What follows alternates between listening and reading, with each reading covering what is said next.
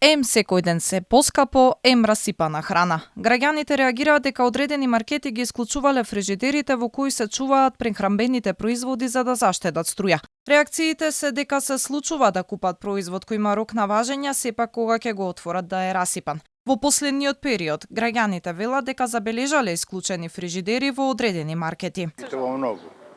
И тоа многу маркети ги чуваат. Да, исклучени фрижидери. Вода, фатиш батаци нешто, земеш вода тече. По едно парче има од сите. Останато по едно и тоа. Се доле исклучени се. А има тоа, има. Јас сега видам. Не е убаво. Секој сака да се земе убава храна, таза храна, а не стојана, исклучувана, расипана, да се отруеме на ова денешно време, на оваа топлина.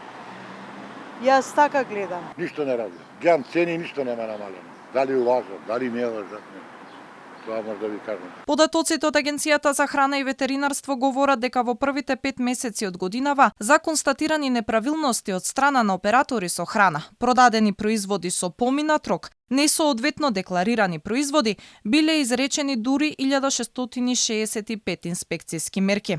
Од почетокот на годинава, заклучно со мај, 194 граѓани се пожалиле до одделението за заштита на потрошувачи, а како небезбедни биле уништени над 2,7 тони храна. Од Организацијата на потрошувачи ги советуваат граѓаните дека доколку се соочиле со ситуација производ кој што е со валиден рок да биде расипан, веднаш да го вратат во продавница од каде што го купиле и да пријават во Агенцијата за храна и ветеринарство, а маркетот е должен да им ги врати парите.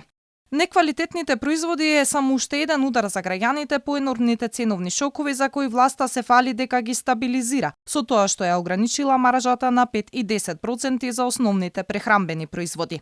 И денесот СДСМ ја искористија приликата да се пофалат дека цените на производите се намалиле за дури 10%, иако сликата на терен покажува дека пад на цените во изминатите 2 дена, откако е одлуката на сила, има за незначителни денар до 2. Максимално намалување добивме само на маслото за јадење од 5 денари.